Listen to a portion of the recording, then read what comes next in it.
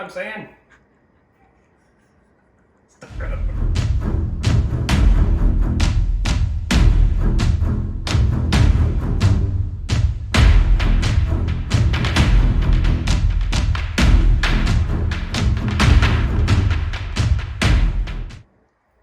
Welcome back to Carolina Cowboy Cooking. Today we're going to do our very first spatchcock turkey. And if you don't know what that means we're going to take the backbone out of this turkey and we're going to give him CPR till it's flat and make it grill a whole lot faster and more evenly so that your breast is done at the same times as the thighs.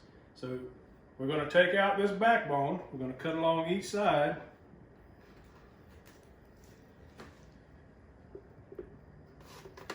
And then we're going to have to do a little surgery here. We'll be right back. All right, we've made our surgery almost complete here. We're basically cutting down both sides of the backbone of the turkey. And we did that with a sharp knife, but you can also use some shears if you want to have a little bit of difficulty on that last piece.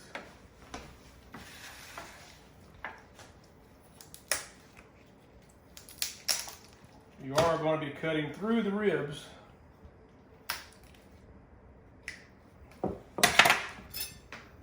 And that's it. So now that we've got that removed, now you can save this if you want to put it in some stock or if you want to make giblet gravy with it, then you can impart some of that turkey flavor, but we're not going to use this on the grill today.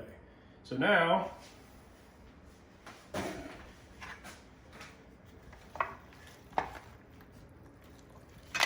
I'm going to lay this turkey flat and give him a little CPR to flatten this breast cavity out.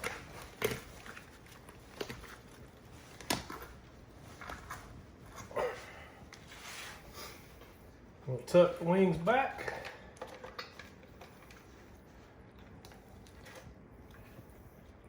And we'll get these legs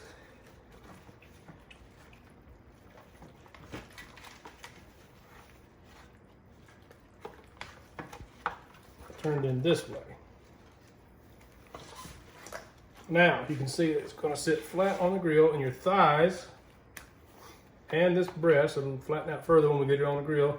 It's all going to be one big flat piece of meat, and we're going to cover this in butter, some seasoning, and we're going to inject it with some Creole sauce called mojo.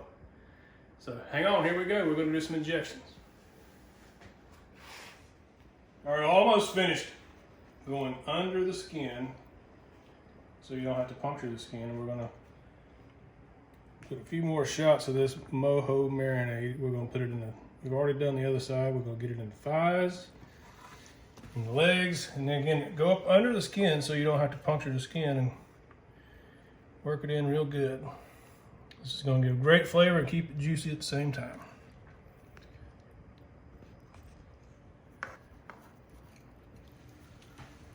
We'll even get some in the wing.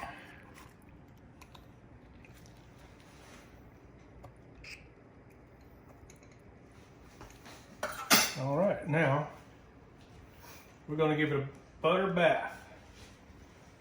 Now we're going to just give it a rub down. This is some room temperature butter. I'll let set out so it'll get soft. And there's really no easy way to do that, but you just kind of get it smeared all over here the best you can. And this is going to help that skin be nice and crispy, because nobody likes to eat rubbery skin, whether it's a Thanksgiving turkey or a Christmas turkey. You can tell by all the Christmas decor that we got laying around here that it feels like Christmas. But I got a secret to tell you. Tomorrow is Thanksgiving. Yes, my wife suffers from PD. And if you don't know what PD is, that stands for premature decorations. It's an illness that affects not only the person with it, but all those around them, including me. All right, we're going to give it a shake of this pecan rub. Good liberal coating, and we'll put this on the other side too.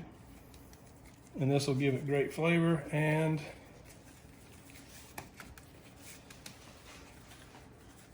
crisp up that skin.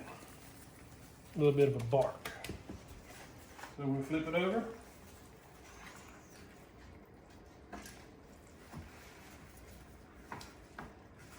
Hit the underside.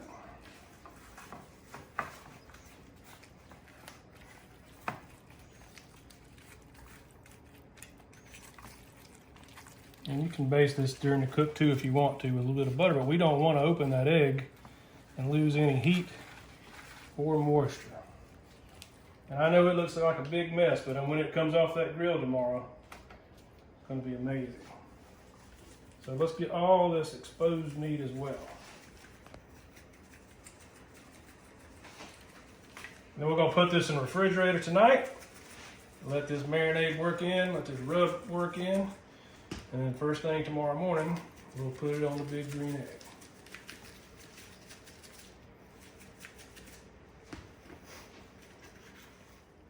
Okay, so we decided to dry the turkey off really well with a lot of paper towels, get all that moisture out. And then we reapplied this pecan rub. And we're going to refrigerate this overnight. We'll cover it in some saran wrap, let it rest in the refrigerator. So we'll be right back. See you in the morning. We're going to get the egg up to temp. We're going to be cooking today about 300, 325, and it'll only take about 2 hours to do this spatchcock turkey. All right, turkey lovers, we're about to put it on. We pulled this out a couple hours ago, let it warm up just a little bit so it's not straight out of the refrigerator.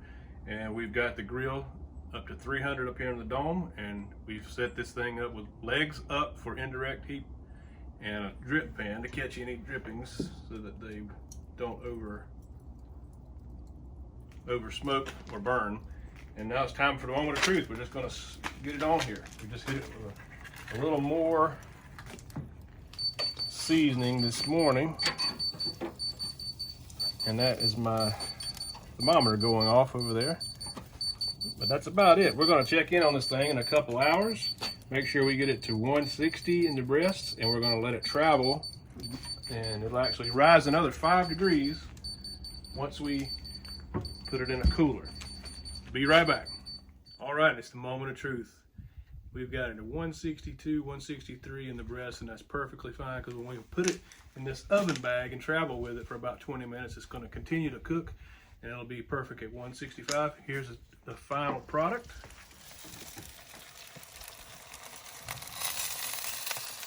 That's what it looks like if you spatchcock a turkey. Hey, thank you for watching. Come back next time to see what we cook next. When you get that turkey, you gotta gobble till you wobble.